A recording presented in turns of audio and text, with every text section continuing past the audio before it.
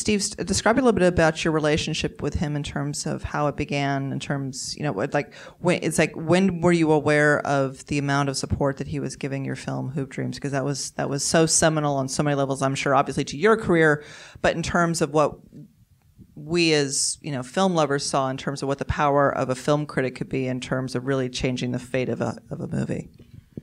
Well, yeah, I mean,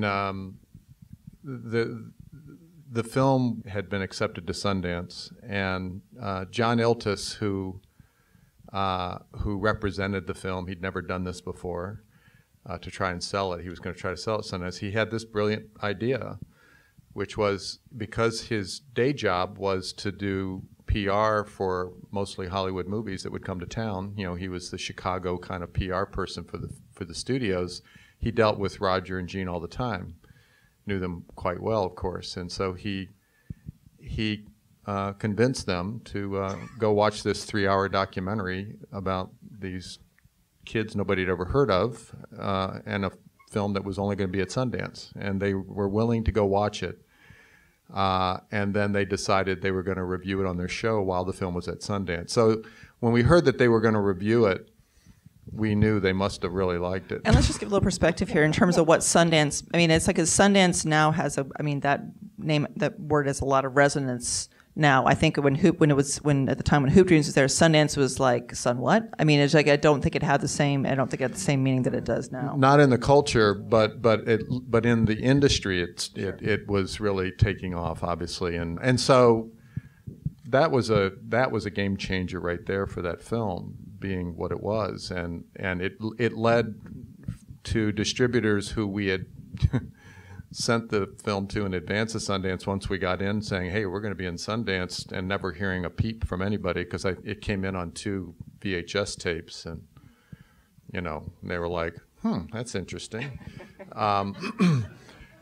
And it led to, having several offers on the film to distribute it. And it really was directly, I like to think the film had something to do with it, but it never would have happened without their championing it like that. And that was just the beginning. They continued to champion the film for the next year and a half.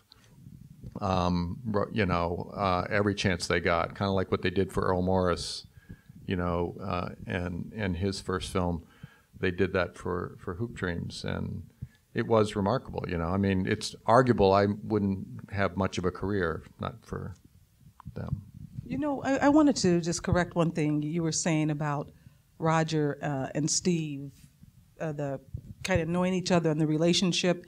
Even though Roger did champion Hoop Dreams and Steve also lived in Chicago, we would see him in over 20 years, maybe more than a handful of times, but probably less than a dozen. Less than a dozen, and it was never social in the sense that they never had a meal together. They never had a cup of coffee together.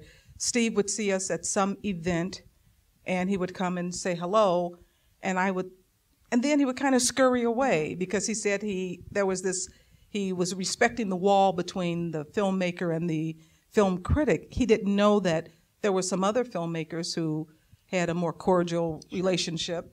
But I think it helped the filmmaking because I noticed that because there were lots of things for Steve to discover, the way he built the film was letting you discover with him.